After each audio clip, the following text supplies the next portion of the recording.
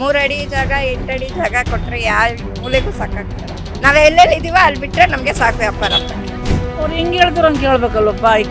ನಾವು ಏನು ಮಾತಾಡೋಕ್ಕಾಗಲ್ಲ. ಅವ್ರು ಎಲ್ಲಿ ಜಾಗ ಕೊಡ್ತಾರೋ, ಎಲ್ಲಿ ನಮಗೆ ಊಟಕ್ಕೆ ಜಾಗ ಕೊಡ್ತಾರೋ ಅಲ್ಲಿ ಹೋಗಲೇಬೇಕು ನಾವು. ಅದನ್ನ ಅವ್ರು ಅರ್ಥ ಮಾಡ್ಕೋಬೇಕು ಮೇಡಮ್.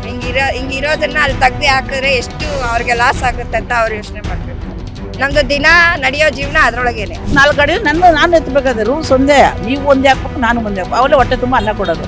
ನೀವು 4 ಗಾಡಿ ಹಾಕೊಂಡು ನಾನು 1 ಗಾಡಿ ಹಾಕೊಂಡ್ರೆ ನಾನೇನು ಮಾಡೋಕ್ಕಾಗಲ್ಲ. ಅವರೇ ಎಲ್ಲ ಜಾಗನ ಕೊಟ್ಟು ಗಾಡಿನ ಕೊಟ್ಟು ವ್ಯಾಪಾರ ಮಾಡ್ಬೇಕಂದ್ರೆ ಒಳ್ಳೇದೇ ಅಲ್ವಾ. ತಳ್ಕೊಂಡು ಹೊರಟೋಗ್ಬೇಕು, ಯಾರು ನಿಲ್ಲಿಸಬಾರ್ದು. ರೋಡ್ ಚಿಕ್ಕದಿದ್ರೆ ತೊಂದರೆ ಆಗುತ್ತೆ. ತಳ್ಕೊಂಡು ಹೋಗೋದೇ ಒಳ್ಳೇದು. ತಳ್ಕೊಂಡೋಗಿ ಅವ್ರ ಸ್ಥಳದಲ್ಲಿ ನಿಲ್ಸ್ಕೊಂಡ್ರೆ ಒಳ್ಳೇದು. ಈಗ ಅವ್ರು ಸ್ಥಳ ಕೊಟ್ಟಿರೋ ಜಾಗದಾಗೆ ಹೋದ್ರೆ ನಮ್ಗೆ ಇನ್ನೂ ಒಳ್ಳೇದು. ಅಲ್ಲೇ ನಿಲ್ಸ್ಬಿಟ್ಟು ಹೋಗ್ಬೋದಲ್ಲ.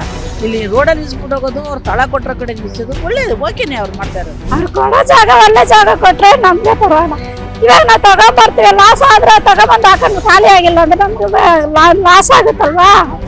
ಹೊಸ ರೂಲ್ಸ್ ಮಾಡೋದೇ ಸರಿ. ಈ ರೋಡಲ್ಲಿ ತುಂಬ ಗಾಡಿ, ಒಬ್ಬೊಬ್ರು 10 ಗಾಡಿ ಹಾಕೊಂಡ್ರೆ ಎಲ್ಲ ಎತ್ತಿಸ್ಬಿಟ್ಟು ಮನೆಗೆ ಒಂದೊಂದೇ ಗಾಡಿ ಕೊಡ್ಬೇಕು.